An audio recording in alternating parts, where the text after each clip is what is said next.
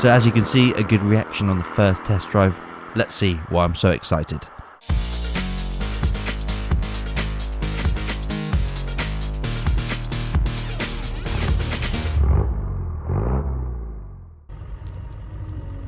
So you join me many miles from home, heading in this lovely entrance to Demand Engineering in Suffolk, and today we're going to be fitting a new exhaust on Boris, and I'm very looking forward to it. It was just a quick morning visit, so we didn't have much time, so we got cracking straight away. It was great to finally visit Dan and Laura in their workshop. We've been trying to get it arranged for a long time. Boris was into the lift and Dan had it up and ready to go pretty quickly. So there you go, you can see the exhaust that I installed a few years ago when I got Boris. The original one was in 5 bits, so I bought a cheap one and installed it, and was just looking a little bit worse for wear. Before I knew it, Dan got cracking straight away to take that old one off, and I just wanted to note that usually they don't do installations, but for the video, so I could film, Dan kindly took the old one off and put the new one on. So while Dan was doing that, I head outside to have a look what was inside the box. Demand is a small British run company, and their packaging says that. Care is put into every box and there's a lot of personality here. They do their own custom polyurethane bushes, especially for their exhausts, and as you can see, trusty stainless steel fittings, which is always good. You can't beat Haribo in a box, and check out these 2 stickers. Which one would you choose? These pictures speak for themselves. Straight away you can see the Demand one looks so much better. The one after 2 years wasn't stainless and is already corroding. What you can't see on the old one is that the bore changes from 2.25 to 5 and is quite restrictive, and the new one is just 2.5 all the way through. It's going to be a lot less restrictive. The Demand tag on the end is a fantastic finisher, and I even had one to take home. 2 pairs of hands touch every exhaust you see.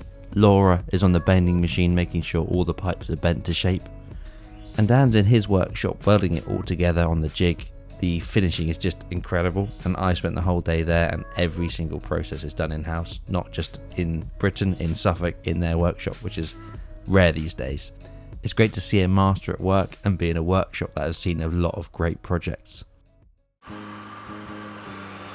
As well as focusing on Land Rover off-the-shelf systems, Dan also does custom work on any Land Rover. This is a V8 one that he hadn't quite finished yet, but I had a look underneath and the finishing is just incredible.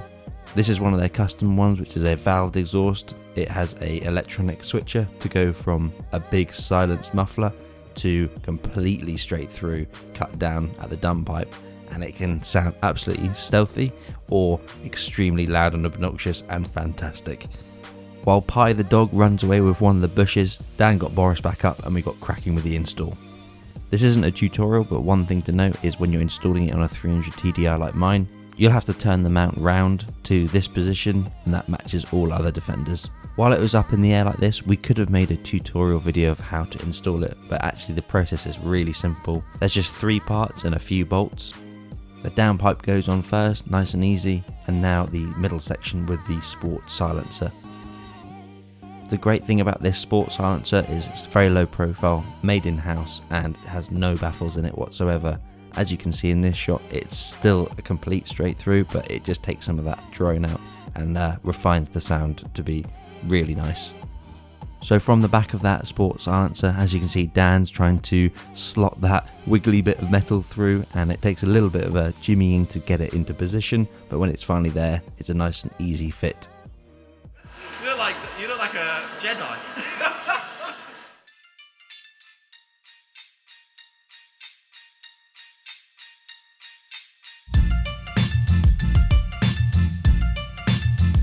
From an old, muddy, corroded, rusted, small exhaust that restricted it to this brand new, stainless, lasts forever, unrestricted bit of kit that has had a lot of time and effort put into the design and the manufacturing, and you can really tell. It looks fantastic on the truck. It's almost time to roll it off the ramp and go and have a listen. It's one of those modifications when 95% of the time you're not going to see it. You can see the tip sticking out the end, but you just know it's there, and it's more about the quality of the product and the result of the sound and the performance. So let's have a listen to the before.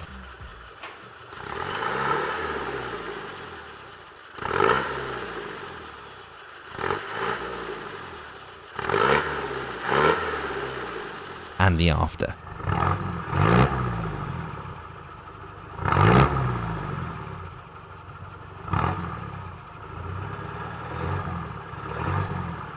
Dan said I wasn't doing it quite hard enough, so he got in and gave it a go.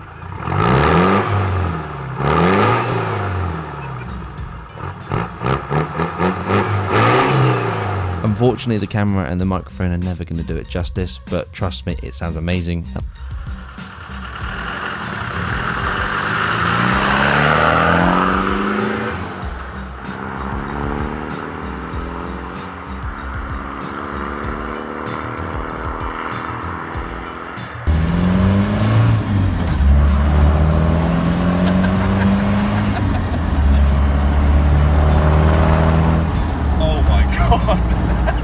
I already had a straight through pipe, so I didn't expect it to be that much. I think we have to go around again, don't we? I really didn't expect any performance increase, but that picked up a lot quicker. Was it? Yeah, definitely. Because I was saying like the low down torque and stuff. The second gear seems to be like goes to first.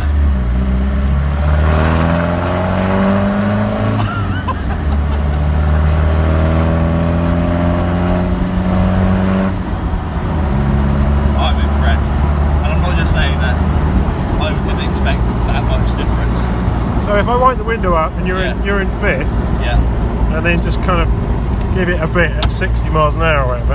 Yeah. Go on, foot to the floor. Yeah? Yeah. And it's perfect. Like, it's not droning at all. If I put that was foot to the floor, and you can hear it, and it makes a good sound.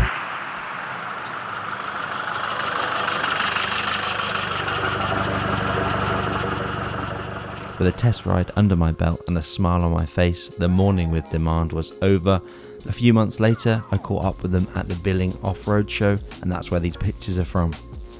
The exhausts really speak for themselves. You can hear it, you can see the quality, but you don't see what goes on behind the scenes. Dan and Laura, they put so much effort in and they're great to work with. It's so nice to know that these products are made in Britain and with this much attention to detail. At the time of recording this, I've had the exhaust for about 2 months and I've done easily about 500 miles on the motorway and a lot of off-roading with insulation and without, and I can say that it's not too drony. It sounds great and it's not too obnoxious, but it's just that perfect note. And it's great to hear that people were inspired by Boris and hearing the exhaust and then going out and getting their own one for their truck. Once more, I want to say thanks to Laura and Dan for having me up there and putting this great bit of kit on Boris, and thank you all for watching. I will look at the exhaust in the future, at how it's been, the sound and the performance, but for now this is it for this video, and I'll see you soon.